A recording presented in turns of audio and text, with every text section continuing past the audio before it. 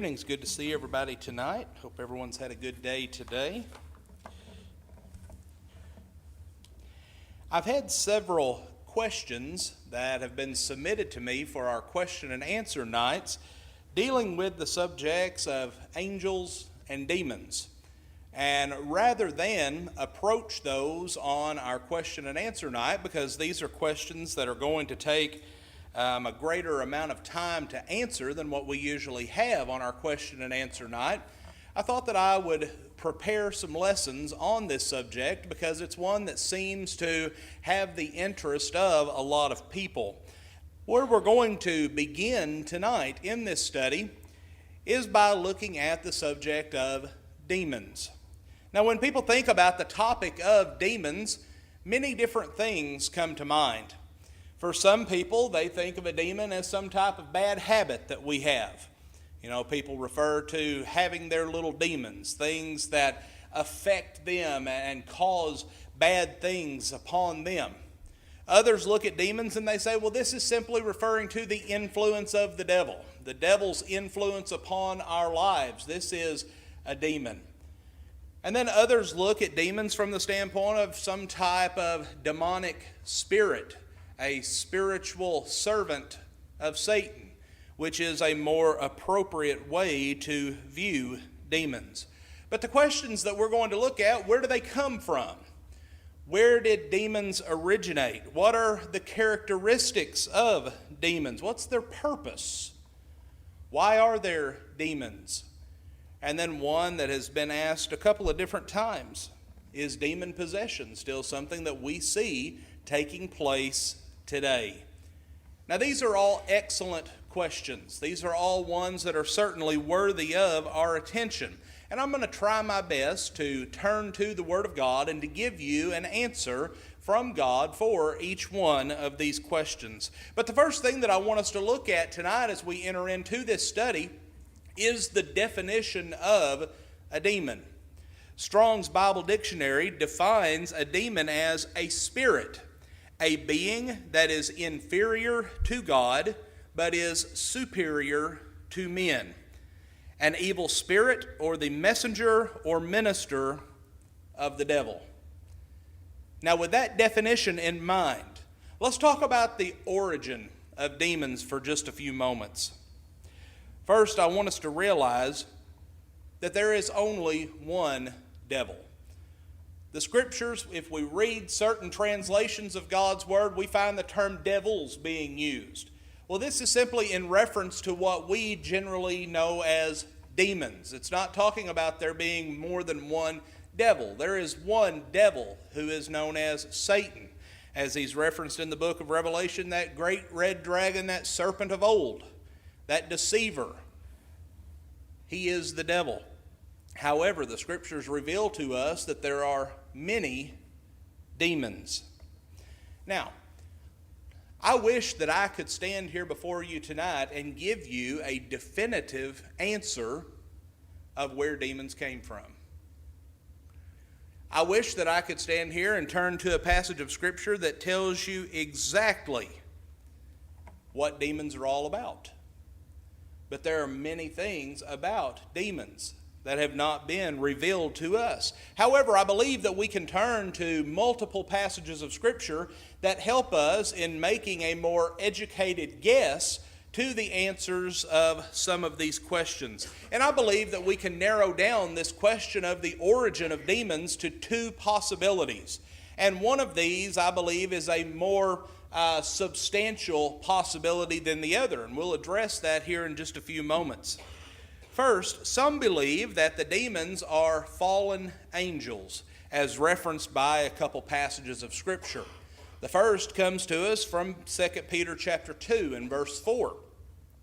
And here Peter says, "For if God did not spare the angels who sinned, but cast them down to hell and delivered them into chains of darkness to be reserved for judgment."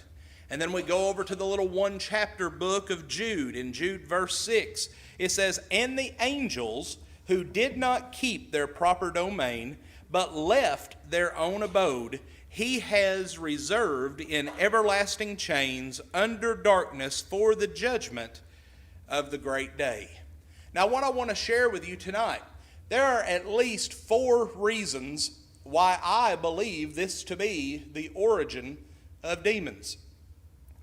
First, whenever we look at angels and demons, we find that they share a lot of similarities.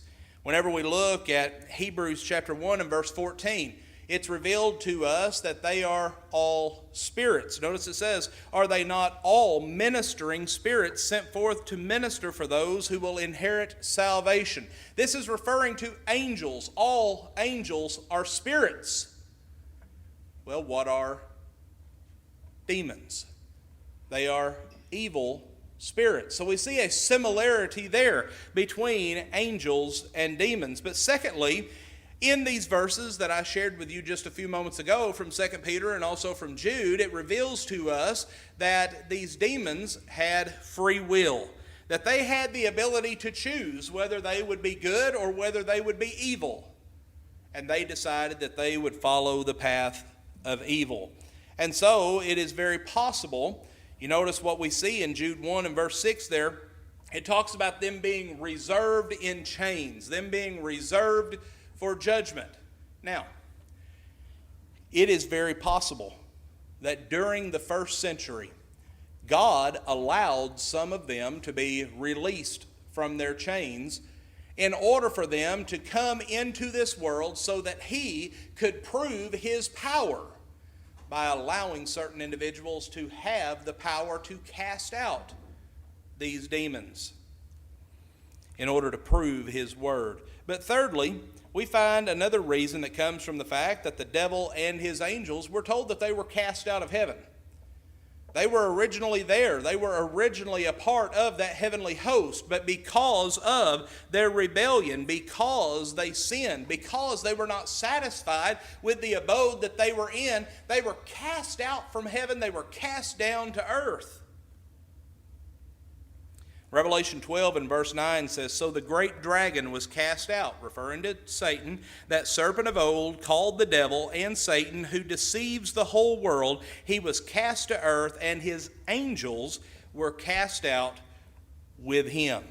So we see that since these angels were associated with the devil in that they either went along with what he instigated or they were a part of this coup that developed in heaven that caused them to be cast out of that place, to be cast down to earth, we find that in the New Testament it says that the devil has angels who were cast out of heaven with him.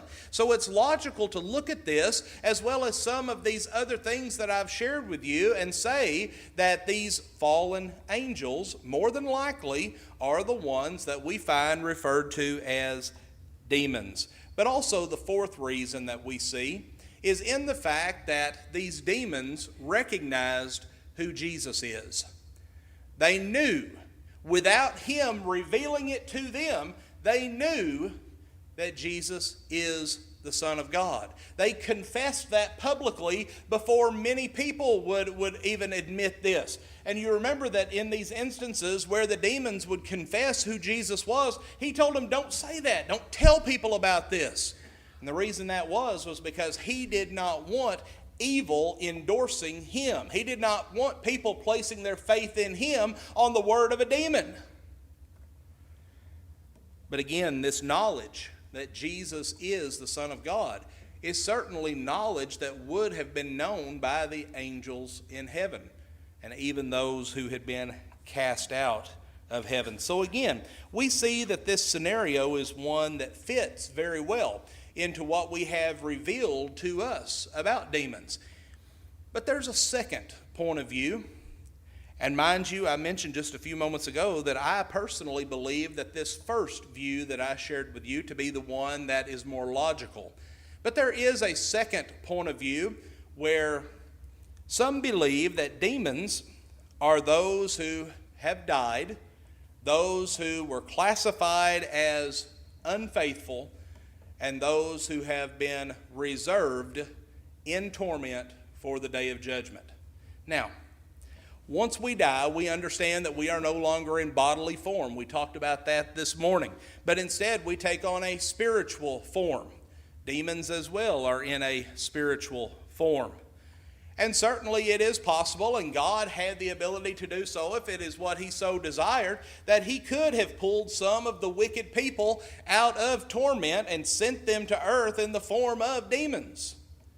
But folks, I don't believe that that is a logical way of looking at this. However, whenever we look at some of the other first century writings that we find, there were many people in the first century, both Jew and Gentile alike, who believed this, who believed that demons were the wicked dead, that these were the spirits of individuals, people who had died outside of faith, and they had been sent to earth as ministers of Satan. But again, while this may be seen as a viable possibility, simply citing the fact that the Scriptures do not reveal a lot of information to us about the origin of these demons, I don't believe that it is one that is a likely option. I think we have more evidence to support the first view that I shared with you. Now, we may not ever know, and probably will never know, the true origin of demons, but with this information that I just shared you in mind, let's look at some of the characteristics that the Bible tells us about demons. Well, first, as I've already mentioned, these demons were spirit beings. We're able to see this in Matthew chapter 8 and verse 16, where it says, "When evening had come, they brought to him many who were demon-possessed, and he cast out the spirits with a word and healed all who were sick." Well, notice here how the words demons and spirits are used interchangeably. This is referring to the same entities. These people were possessed with a demon. They were possessed with an evil spirit. So demons are spiritual beings. But then notice what Jesus says about spirits in Luke 24 and verse 39, where he says, "Behold my hands and my feet, that it is I myself. Handle me and see, for a spirit does not have flesh and bones, as you see that I have."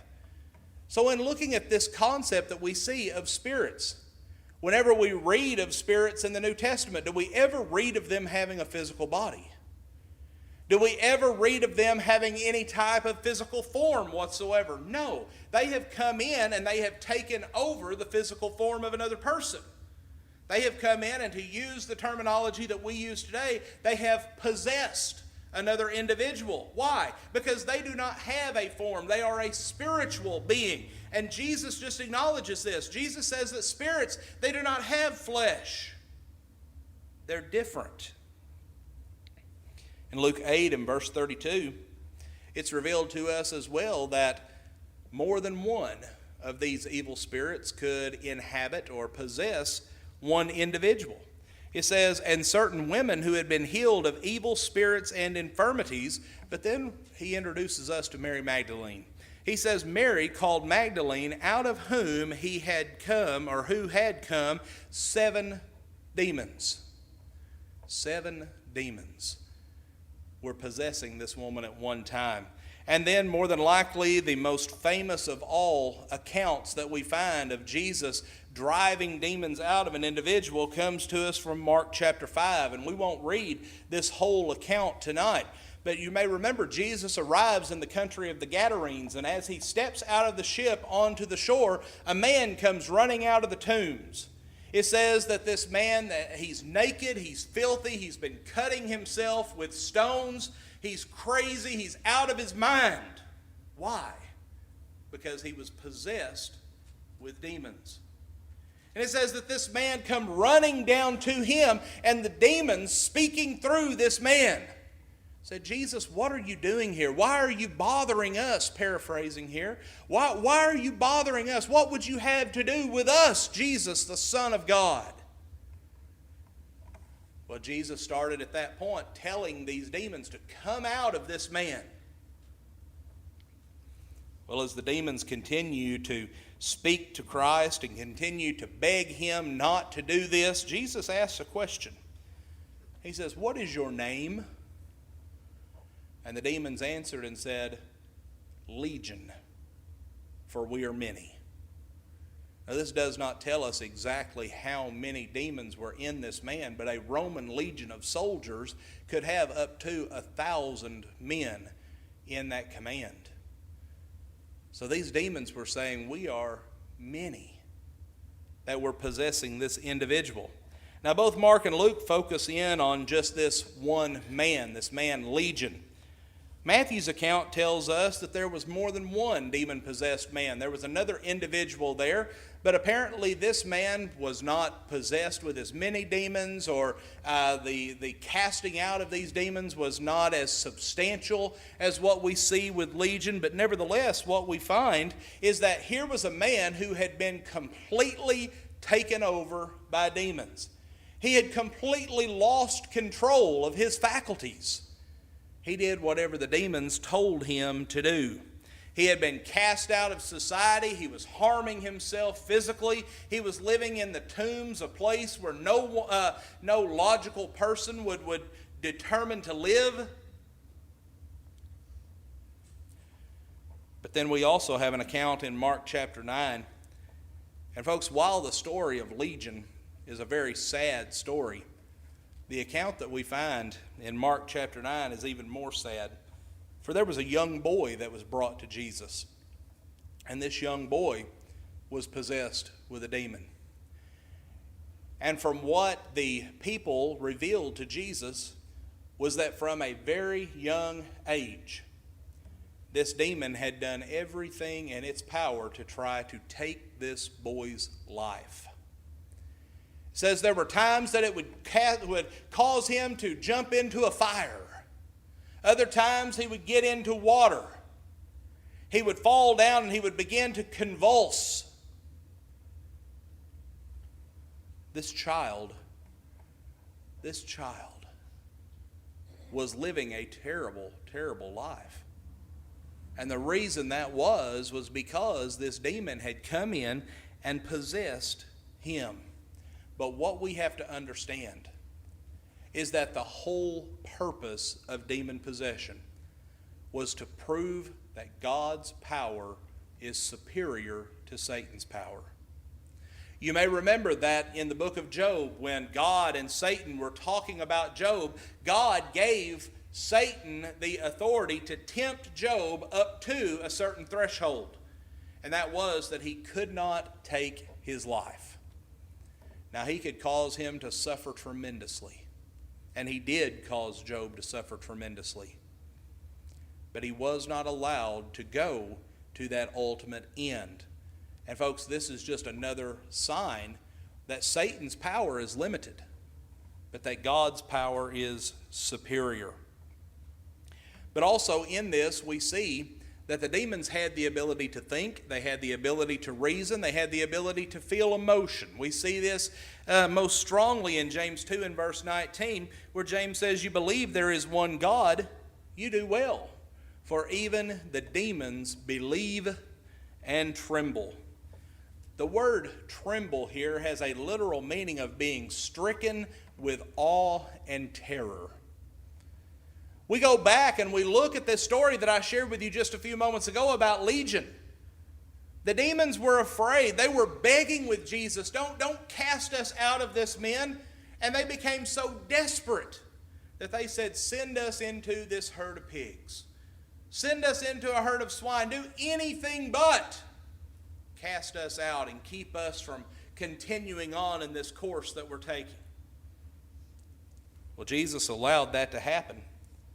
And we remember how the story goes. The demons, once they became possessed by these demons, they went crazy.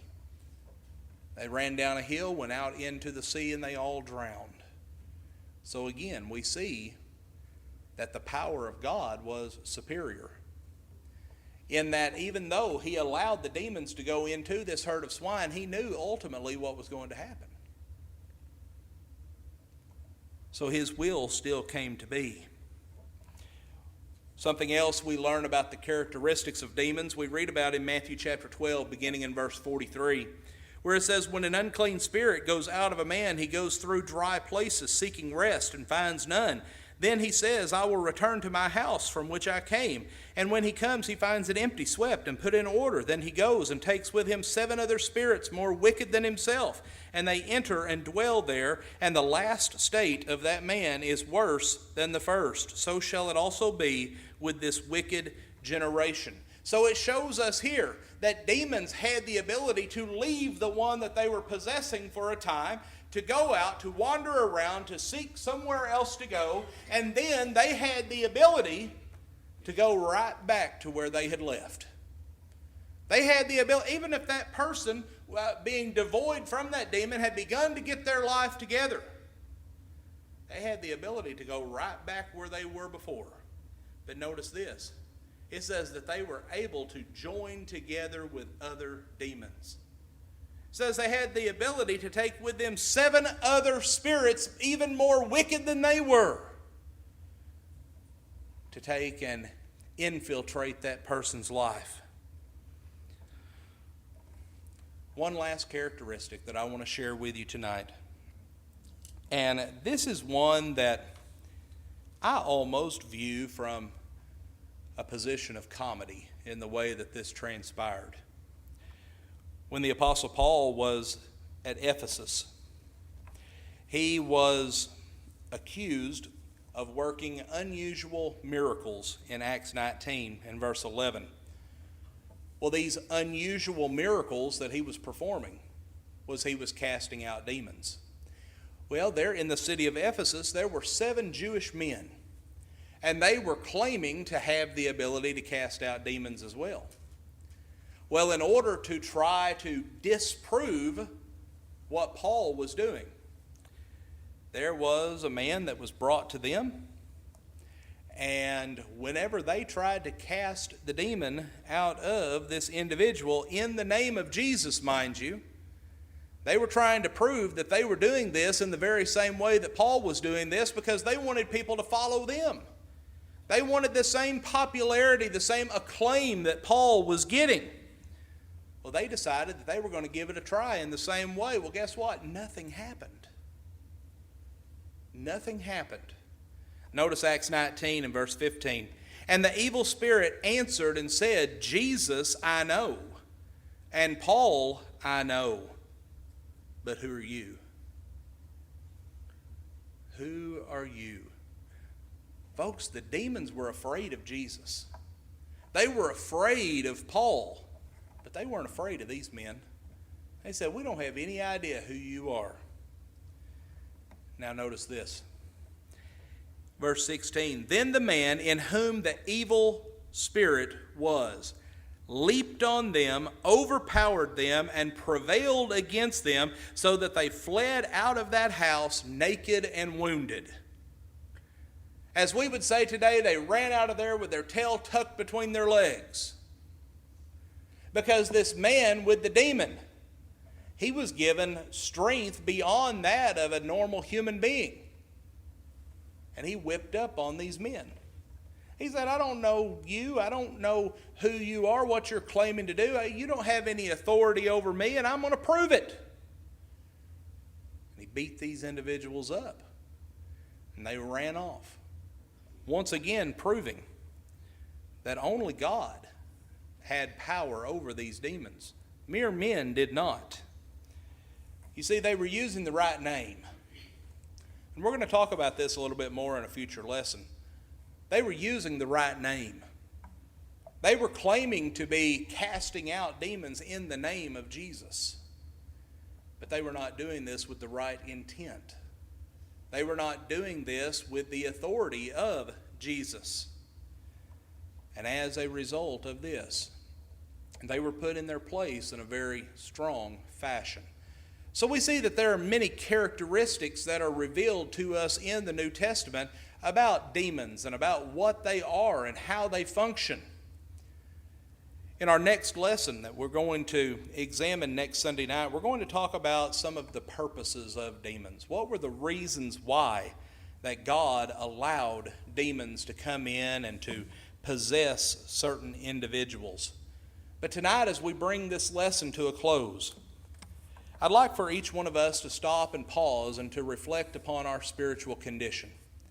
Are you living a faithful Christian life tonight? If not, then we encourage you to take whatever steps are necessary to get your life right with God. If you are a Christian and you've strayed from the truth and need to be restored, come forward and do that tonight. If you need to become a Christian, we encourage you to follow those steps in the plan of salvation, which are having faith, repenting of our sins, confessing Christ, and being baptized. In the waters of baptism, the old man of sin is washed away. We're raised to walk in newness of life, having been made alive spiritually. We can all leave this place tonight knowing that our life is right with God. But tonight, if you examine yourself and you need to respond to the Lord's invitation, please come while we stand and sing.